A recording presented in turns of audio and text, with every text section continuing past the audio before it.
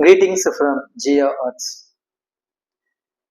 ராஜராஜ சோழனால் கட்டப்பட்ட தஞ்சை பெரிய கோவிலுக்கும் தமிழ் மொழிக்கும் உள்ள சிறப்பு என்ன என்பதை பற்றி எனது தாழ்மையான கருத்து. பொதுவா மக்கள்கிட்ட போய் தஞ்சை பெரிய கோவிலினுடைய சிறப்பு என்ன அப்படின்னு கேட்டீங்கன்னா உடனே எல்லாருமே சொல்றது தஞ்சை பெரிய கோவிலினுடைய விமானத்தில் அமைந்துள்ள 80 டன் எடையுள்ள ஒற்றைக்கல் அந்த கோவிலினுடைய மிகப்பெரிய சிறப்பு என்பார்கள். இரண்டாவதாக ஏதாவது ஒரு சிறப்பு இருக்கின்றதா என்றால் அந்த கோவிலினுடைய கோபுரத்தினுடைய நிழல் தரையில் விழுவதில்லை என்பது இரண்டாவது சிறப்பு. மூன்றாவது சிறப்பு என்னவென்றால் அந்த கோவிலிலே பயன்படுத்திய கற்கள் ஏறத்தாழ 60 கிலோமீட்டர் சுற்றளவுக்கு எங்கும் காணப்படுவதில்லை. எனவே கிட்டத்தட்ட 60 கிலோமீட்டருக்கு அப்பால் இருந்து மட்டுமே இந்த கற்கள் கொண்டு வந்திருக்கப்படும் என்பது வரலாற்று ஆய்வாளர்களின் ஒரு தனிப்பட்ட கருத்து. இப்படி தஞ்சை பெரிய கோவிலுடைய சிறப்புகளை பற்றி மக்களுடைய தனிப்பட்ட கருத்து. எனவே இந்த தஞ்சை பெரிய கோவில் யாருக்கு சொந்தம்?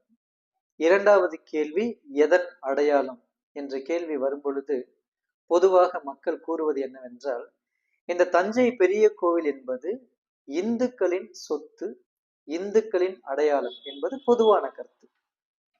ஆனால் உண்மையிலேயே இந்த ராஜராஜ சோழனால் கட்டப்பட்ட தஞ்சை பெரிய கோவில் இந்துக்களின் சொத்து, இந்துக்களின் அடையாளம் என்று சொல்வது சரியா என்றால் நிச்சயமாக இல்லை.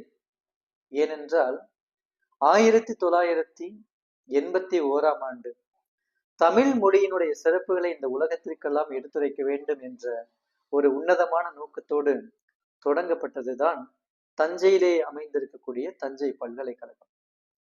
அந்த பல்கலைக்கழகத்தினுடைய கூற்றுப்படி இந்த தஞ்சை பெரிய கோவில் என்பது இந்துக்களின் அடையாளம் அல்ல, மாறாக இது தமிழ் மொழியினுடைய அடையாளம். இது இந்துக்களின் சொத்து அல்ல, மாறாக இது தமிழர்களின் சொத்து என்று விளக்கம் அளிக்கின்றது. எப்படி என்றால் தமிழ் மொழியினுடைய உயிர் எழுத்துக்கள் 12 என்பதை போல தஞ்சை பெரிய கோவிலில் அமைந்திருக்கக்கூடிய சிவலிங்கத்தினுடைய சரியான உயரம் என்னவென்றால் 12 அடி உயரம். மெய் எழுத்துக்கள் 18 என்பதை போல தஞ்சை பெரிய கோவிலிலே அந்த சிவலிங்கத்தை தாங்கி இருக்கக்கூடிய பீடத்தினுடைய உயரம் சரியாக 18 அடி உயரம். உயிர்மை எழுத்துக்கள் 216 என்பதை போல தஞ்சை பெரிய கோவிலிலே அமைந்திருக்கக்கூடிய கோபுரத்தினுடைய உயரம் சரியாக 216 அடி. உயிர்மை எழுத்துக்கள் 247 என்பதை போல தஞ்சை பெரிய கோவிலில் அமைந்திருக்கக்கூடிய அந்த சிவன் லிங்கத்திற்கும் நந்திக்குமான இடைவெளி சரியாக 247. எனவே இது இந்துக்களின் அடையாளமோ அல்லது இந்துக்களின் சொத்தோ அல்ல, மாறாக இது தமிழ் மொழியினுடைய அடையாளம், இது தமிழர்களின் சொத்து என்கிறது இந்த தஞ்சை பல்கலைக்கழகத்தினுடைய கூற்று. அது மட்டுமல்லாது இந்த தஞ்சை பெரிய கோவிலிலே எழுந்தருளி உள்ளவர் யார் என்றால் சிவபெருமான். சிவபெருமான் யார் என்றால் அழகாக, அதாவது நமது சிவபுராணத்திலே மாணிக்க வாசகர் திருவாசகத்திலே அழகாக விவரிக்கின்றார். இந்த சிவபெருமான் யார் என்று பார்க்கின்ற பொழுது மாசற்ற ஜோதி மலர்ந்த மலர்ச்சுடரே, தேசனே தேனாரமுதே சிவபுரனே, பாசமாம் பற்றறுத்து பாரிக்கும் ஆரியனே, நேச அருள் புரிந்த நெஞ்சில் வஞ்சங்கெட பேராது நின்ற பெருங்கருணை பேராரே, ஆரா அமுதே அளவில்லா பெம்மானை என்று போற்றி, தென்னாடுடைய சிவனே போற்றி, எந்நாட்டவர்க்கும் இறைவா போற்றி என்று வர்ணிக்கின்றார் மாணிக்க வாசகர்.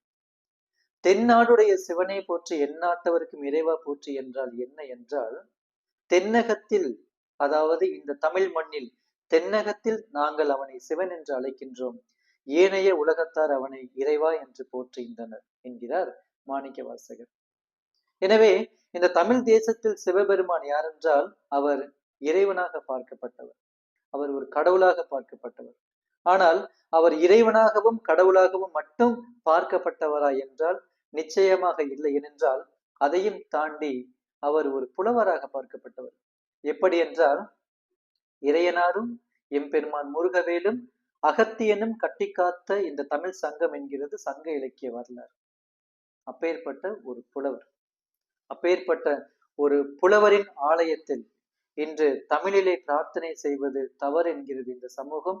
இந்த அவலத்தை தட்டி கேட்க வேண்டிய பொறுப்பும் கடமையும் இந்த கல்வியினுடையது என்பதை நாம் இன்று ஏற்றுக்கொள்ள வேண்டும். அதை நாம் இன்று பதிவு செய்ய வேண்டும். சிவபெருமான் ஒரு தமிழ் புலவர் என்பதற்கு சான்று பகரும் விதமாக விளங்கக்கூடிய ஒரு பாடல்தான் குங்குதைர் வாழ்க்கை அஞ்சிரை தும்பை காமம் செப்பாது கண்டது மொழியுமோ பயிலியது கெளிய நட்பின் மயிலியல் செரியையர் அறிவை கூந்தலின் நரியவும் உளவோ நீ அறியும் பூவே என்ற ஒரு பாடலை இயற்றி அதை தருமி என்ற புலவரிடம் கொடுத்து செண்பக பாண்டிய மன்னனுடைய ஐயத்தை நீக்கியதாக குறுந்தொகையில இடம்பெற்ற இரண்டாவது பாடல் என்கிறது சங்க இலக்கிய வரலாறு. அப்பேற்பட்ட ஒரு புலவரனுடைய ஆலயத்தில் இன்று நாம் தமிழை பிரார்த்தனை செய்வது தவறு என்றால் அதை தட்டி கேட்க வேண்டியது இந்த தமிழர்களின் கடமை என்பதை நாம் இன்று புரிந்து கொள்ள வேண்டும். உலகத்தில் ஏறத்தாழ 7000 மேலான மொழிகள் பேசப்படுகின்றன. 7000 மேலான மொழிகள். அப்படி இருக்க இந்த உலக மக்கள் அனைவராலும் அன்போடு அடைமொழியிட்டு அழைக்கக்கூடிய ஒரு மொழி இந்த உலகத்தில் உண்டு என்றால் அது தமிழ் மொழி மட்டும்தான். தமிழ் மொழி மட்டும்தான் இந்த உலகத்தில் அன்போடு அடைமொழியிட்டு அழைக்கப்படுகின்றது. அந்த அடைமொழிக்கு பேர்தான் பண்பாடும் தமிழ் என்று கூறுவார்கள். பண்பாடும் தமிழ் என்றால் என்ன என்றால், பண் என்றால் இசை. இசையை இயல்பாகவே தனது மொழியில் கொண்ட ஒரு மொழிதான் இந்த தமிழ் மொழி.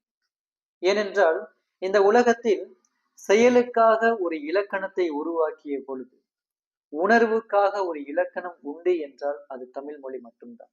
எப்படி என்றால், மோப்ப குழையும் அனிச்ச முகம் திரிந்து நோக்கு குழையும் விருந்து என்பார்கள். எப்படி நாம் ஒரு அனிச்ச மலரை முகர்கின்றோமோ அதை நாம் நுகரும் பொழுதே அது வாடி விடுகின்றது என்பதை போல நமது முகம் மலராது முகத்தை சுழித்து நமது விருந்தினரை நாம் உபசரித்தால் நாம் செய்து வைக்கக்கூடிய உணர்வு, நாம் செய்து வைத்திருந்த உணவு அது அறுசுவையாக இருந்தாலும் அது குப்பைக்கு சமம் என்ற ஒரு உணர்வு பூர்வமான இலக்கணத்தை, ஒரு இயல் இசை நாடகத்தை தன்னகத்தே கொண்ட ஒரு மொழி இந்த உலகத்தில் உண்டு என்றால் அது தமிழ் மொழி மட்டும்தான். எனவேதான் தமிழ் மொழியை இந்த உலக மக்கள் அனைவரும் அன்போடு அடைமொழியிட்டு பண்பாடும் தமிழ் என்று அழைக்கின்றார். பண்பாடும் தமிழ் என்று அழைப்பதற்கு மேலும் ஒரு காரணம் இருக்கின்றது. ஏனென்றால் தமிழிலே சங்க இலக்கியத்தில் இருக்கக்கூடிய ஏராளமான பாடல்கள். அதில் ஒரு பாடல் வரிகள் இப்படி செல்கின்றன. தூதுவர் போல் கீற்று விட்டு தூக்கி தலை நிமிர்த்தி நாதமணி தென்றலிலே நடனமிடும் தென்னையை போல் ஆதிரைக்கும் கார்த்திகைக்கும் ஆயிலையார் ஏற்றி வைக்கும் தீபம் என மின்னலிடும் செம்மலர் போல் வெண்மலர் போல் பாதிமொழி வாராமல் பாட்டிசைக்கும் பூங்குயிலும் பாக்கு ஒரு முன்னாலே பறந்து விட்ட வெற்றிலை போல் மோதி சிறகடிக்கும் முத்தான கிள்ளைகளாய் சேலையிலே கோவில் கட்டி சிற்றிடையில் பின்னலிட்டு பாலமுத பூமுகத்தை பட்டொலிர புட்டு வைத்து நாலு முள சேலையிலே நாணமது முந்தி வர ஆசை நடத்தி வர அச்சமது பிந்தி வர போதார் நறுங்குழலில் போதை மலர் சரிய எங்கள் கோதை மகள் வருகிறாளே என்று ஒரு பாடலை கேட்கின்ற பொழுது இந்த தமிழ் மொழியில் எந்த அளவிற்கு இயலும் இசையும் நாடகமும் தன்னகத்தே கொண்ட ஒரு மொழி இந்த தமிழ் மொழி என்பதை நாம் புரிந்து கொள்ள வேண்டும். அப்பேற்பட்ட இந்த உலக மக்கள் அனைவராலும் அன்போடு அடைமொழியிட்டு அழைக்கக்கூடிய ஒரு தமிழ் மொழியில், ஒரு தமிழ் மொழியினுடைய அடையாளத்தை தாங்கி இருக்கக்கூடிய ஒரு கோவிலிலே நாம் தமிழிலே பிரார்த்தனை செய்வது கூட ஒரு அவலம் என்கிறது இந்த சமூகம். இந்த அவலத்தை தட்டி கேட்க வேண்டிய பொறுப்பும் கடமையும் இந்த தமிழர்களுடையது என்பதை நாம் இன்று தெரிந்து கொள்ள வேண்டும். எனவே ஒரு மாணவர்களாக எதிர்காலத்திலே ஒரு அறநிலைத்துறை அதிகாரியாக நீங்கள் உயரும் பொழுது இது போன்ற அவலங்களை நீங்கள் தட்டி கேட்பீர்கள் என்ற நம்பிக்கையின் வித்தாக விதைக்கப்படுவதுதான் இந்த காணொளி. எனது தனிப்பட்ட கருத்து என்பதை நீங்கள் புரிந்து கொள்ள வேண்டும். Thank you for watching this video.